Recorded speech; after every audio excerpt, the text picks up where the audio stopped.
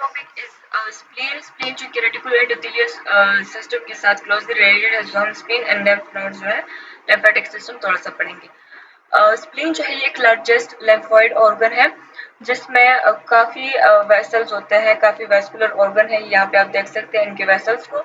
और अबाउट 10% लोगों में जो है 1 और मोर एक्सेसरी स्प्लीन्स होते हैं, जो कि इसी जो मैन स्प्लीन होता है उसके साथ ही अटैच होते हैं। यहाँ पे आप देखिए, सो ये जो है राइट हाइपोकॉन्ड्रियल एरिया जो होता है बिल्कुल स्टमक के पीछे एंड डायफ्राम से बिल्कुल नीचे, ये जो ब्लैक एरो सा शो हो रहा है, यही पे जो है स्प्लीन प्रेजेंट होता है। सही है। अच्छा, इसका जो आउटर कोट होता है दैट इज अ सेरस कोट, और इनर जो है इसका एक कैप्सूल होता है जो कि फाइब्रोमस्कुलर है, मतलब कि मसल्स भी उसमें होते हो और फाइबर्स भी होते हैं।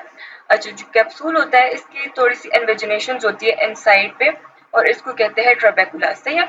तो कैप्सूल एंड ट्रेबेकुला, और ये ट्रेबेकुला जो है ये ट्रेबेकुलर सिस्टम बनाते हैं ना, पूरी स्प्लीन में ही होते हैं। सो इनमें जो है कैप्सूल एंड ट्रेबेकुलर में कोलेजन फाइबर्स भी होते हैं, इलास्टिक फाइबर्स भी होते हैं एंड स्मूथ मसल्स भी होते हैं एंड रेटिकुलर सेल्स भी होते हैं। सही है। और इनका जो स्प्लीन का जो पैरेन्काइमा है that is divide into white pulp and red pulp. ये जो व्हाइट सा एरिया नजर आ रहा है आप लोगों को, this is the white pulp, और ये जो रेड सा है, पिंक सा है, this is the red pulp. सही है। ओके, सो रेड पल्प को आप देखें, सो ये जो बिल्कुल रेड सा एरिया है, this is the red pulp. Red pulp में क्या होता है कि वीनस साइनोसॉइड्स होते हैं या वीनस साइनसेस होती है। इसके अलावा जो है ब्लड सेल्स, मैक्रोफेजेस और मेसेंकाइमल सेल्स ने जो है कोड्स बनाए होते हैं, और वो रेड पल्प में होते हैं। सही है। व्हाइट पल्प में क्या होता है, ये जो ब्लू एंड व्हाइट सा एरिया नजर आ रहा है, this is the white pulp. White pulp में एक मेन आर्टरी होती है जिसको कहते हैं सेंट्रल आर्टरी, ये जो आर्टरी जा रही है। सही है। और इस सेंट्रल आर्टरी के इर्द गिर्द जो है लिम्फोसाइट्स होते हैं, और लिम्फोसाइट्स जो है बहुत ज्यादा जमा होते हैं एक दूसरे के साथ, और उन्होंने एक शीट बनाई होती है जिसको कहते हैं पेरी आर्ट्रियोलर लिम्फोइड शीट। सही है। ये जो शीट है, और इसमें बीच बीच में नोड्यूल्स होते हैं, और इन नोड्यूल्स को कहते हैं स्प्लेनिक कार्पसल्स और मेल्फेजियन कार्पसल्स इनको कहते हैं। सही है। अच्छा जी, functions of spleen. So spleen जो है ये ब्लड सेल्स की फॉर्मेशन में हेल्प करता है। इनका एक एम्ब्रियो स्टेज में जो है इनका काफी अच्छा रोल होता है, हेमेटोपोइटिक फंक्शन में होता है इनका। ये क्या करते हैं ड्यूरिंग द हेपेटिक स्टेज, जब फीटल अर्ली लाइफ होती है ना, तो उसमें जो है ज्यादातर आरबीसी वो हमारे लिवर से बनता है, और साथ साथ में जो है स्प्लीन उसकी मदद करता है आरबीसी बनाने में। सही है। लेकिन बाद में जो है जैसे ही लास्ट ट्राइमेस्टर होता है, तो उसमें जो है बोन मैरो ज्यादा फंक्शन परफॉर्म करता है।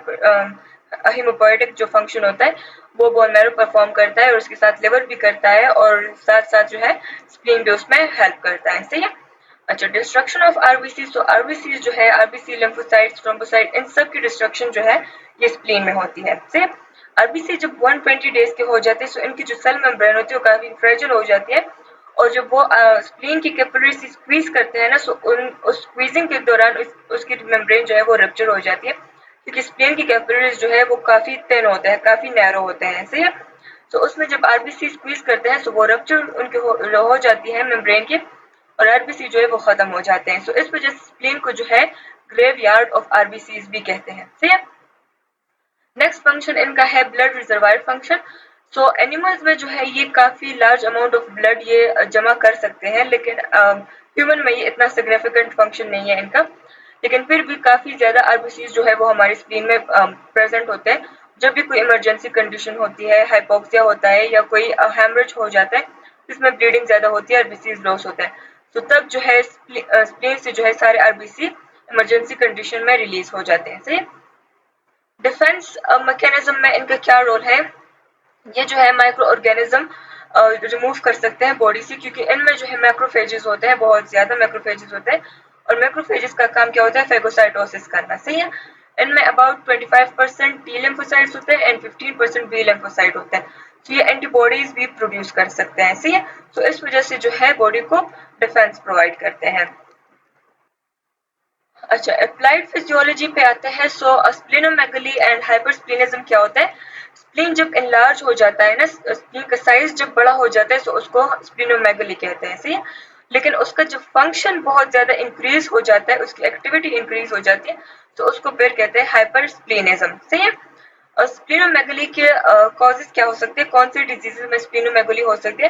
तो इन्फेक्शियस डिजीज में हो सकता है, इन्फ्लेमेटरी डिजीजेस में, पर्निशियस एनीमिया, लिवर डिजीजेस में, हेमेटोलॉजिकल डिसऑर्डर लाइक स्पीरोसाइटोसिस में, cyst and spleen, Hodgkin disease, glandular fever, इन सारी डिजीज में जो है स्प्लीनोमेगली हो सकता है। इफेक्ट्स क्या होगी स्प्लीनोमेगली के, चूंकि स्प्लीन जो है वो क्या करता है कि आरबीसी की डिस्ट्रक्शन करता है। अब स्प्लीन बड़ा हो गया सो उसका फंक्शन भी जो है वो इंक्रीज हो गया, सो वो ज्यादा आरबीसी की डिस्ट्रक्शन करेंगे, इस वजह से एनीमिया कॉज होगा। सही है। Haemolysis resulting and anaemia. इसके अलावा ये ल्यूकोसाइट्स भी डिस्ट्रॉय कर सकते हैं, सो इसकी वजह से ल्यूकोपीनिया होगा। थ्रोम्बोसाइट को ये डिस्ट्रॉय कर सकते हैं, सो उसकी वजह से थ्रोम्बोसाइटोपिनिया होगा and increase in plasma volume. सही है। सो ये सारे जो है स्प्लीनोमेगली की वजह से होते हैं। अच्छा, हाइपोस्प्लीनिज्म एंड एस्प्लीनिया क्या होता है? स्प्लीन का फंक्शन जब कम हो जाता है तो उसको कहते हैं हाइपोस्प्लीनिज्म, और एस्प्लीनिया क्या होता है? जब आप उसको रिमूव कर देते हैं। सही है। मतलब उसका जो फंक्शन है वो बिल्कुल नहीं परफॉर्म कर रहा। अगर स्प्लीन अपना फंक्शन बिल्कुल नहीं परफॉर्म कर रहा तो उसको फिर कहते हैं फंक्शनल एस्प्लीनिया। सही है। अच्छा, फंक्शन उसका डिमिनिश्ड कब होता है? जब आप स्प्लीन को पार्शियली रिमूव करते हैं। अगर कोई उसमें सिस्ट बन गया है तो आप हाफ स्प्लीन को रिमूव कर देते हैं, जो सिस्ट वाला एरिया, हाफ जो है वो रह जाता है, तो उसमें फिर उसका फंक्शन जो है वो कम हो जाता है, तो उसको कहते हैं हाइपोस्प्लीनिज्म। सही है। एस्प्लीनिया क्या होता है? जब आप जो स्प्लीन है वो बिल्कुल है ही नहीं। सही है। तो उसको कहते हैं एस्प्लीनिया। और अगर स्प्लीन है लेकिन उसका फंक्शन एबनॉर्मल है, तो फिर उसको फंक्शनल एस्प्लीनिया कहते हैं। सही। अच्छा, it occurs in the following condition: congenital asplenia. Congenital asplenia क्या होता है कि जब स्प्लीन जो है वो पैदाइशी तौर पे जो है अपना फंक्शन परफॉर्म ही नहीं कर रहा। है, उसको कहते हैं कंजेनिटल एस्प्लीनिया। एक्वायर्ड क्या होता है कि जब आप किसी वजह से कोई सिस्ट बन गया है, कोई ट्रॉमा वगैरह हो गया है, स्टोन उसमें बन गया, आप उस स्प्लीन को बिल्कुल रिमूव कर देते हैं सर्जिकली, तो उसको कहते हैं एक्वायर्ड स्प्लीन। और उसमें हम क्या कहते हैं, सर्जिकली जब हम स्प्लीन को रिमूव करते हैं उसको कहते हैं स्प्लीनेक्टमी। ठीक। एक्वायर्ड में एक दूसरी कंडीशन अभी हो सकती है, अगर अगर किसी डिजीज ने जो है स्प्लीन को बहुत ज्यादा खराब कर लिया और उसकी वजह से स्प्लीन अपना फंक्शन परफॉर्म ही नहीं कर रहा, उसको कहते हैं ऑटोस्प्लीनेक्टमी। सही है। और कौन सी डिजीज ऐसा कर सकती है स्प्लीन के साथ? Or sickle cell anaemia and spherocytosis. इन दोनों कंडीशन में स्प्लीन का फंक्शन जो है बिल्कुल खत्म हो जाता है और उसको कहते हैं ऑटोस्प्लीनेक्टमी। सही है।